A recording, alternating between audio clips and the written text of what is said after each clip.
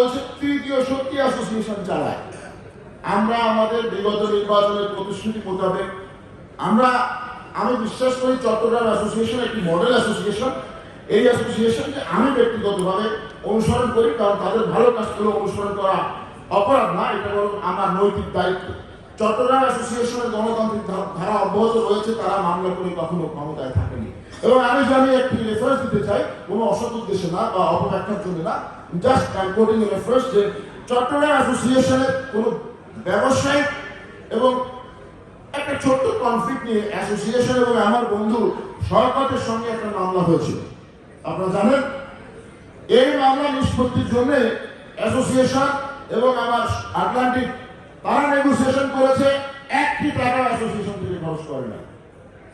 Total টাকা আক্তার ভাই বাচ্চু ভাই তাদের নিজের খরচ থেকে খরচ করেছে। আর আমার অ্যাসোসিয়েশনের সাধারণ সম্পাদক 18 লক্ষ টাকা খরচ করে আমাদের ভোট দেওয়া বন্ধ রেখেছে।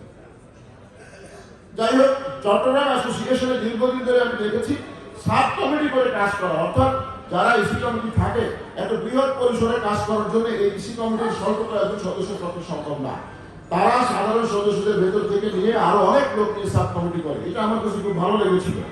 আমার প্রতিশ্রুতি ছিল, আমি যদি কোনোদিন ঢাকা কাস্টমার অ্যাসোসিয়েশনের নেতৃত্বে আসতে পারি, আমিও তাদেরকে অনুসরণ করে সাব কমিটি করবো এবং তাদেরকে সাথে নিয়ে কাজ করবো। তাই তারা বাড়িকতা বিগত নির্বাচনে নির্বাচিত হয়ে আমরা সাব কমিটি করি 257 জন সদস্যকে নিয়ে, এবং তাদেরকে নিয়ে আমরা কাজ করেছি। এবং আমরা উপদেষ্টা কমিটি করেছি। এই উপদেষ্টা কমিটি গঠন করে, সাব কমিটি গঠন করে স্বচ্ছতা জবাবদিহিতা নিশ্চিত করার জন্য কাজ করা যদি হয় থাক তৃতীয় শক্তি। এই তৃতীয় শক্তি আমি যতদিন ক্ষমতায় আসবো ততদিন বারবার করবো। এটি আমার প্রতিশ্রুতি। আমরা অ্যাসোসিয়েশন করার ব্যক্তিগত সম্পত্তি না, আর আমরা এখানে কোনো নেতা না। আমরা ক্ষমতা বলে এখানে কোনো ক্ষমতা নেই, বিকজ আমরা কোনো আইন প্রণয়ন করি না। ক্ষমতা তাকেই বলে যিনি আইন প্রণয়ন করে এবং আইন প্রয়োগ করে। আমাদের এখানে আইন প্রণয়ন এবং প্রয়োগের কোনো ক্ষমতা নাই। আমরা জাস্ট ভলেন্টারি সার্ভিস দেই টু সার্ভ আওয়ার কমিউনিটি।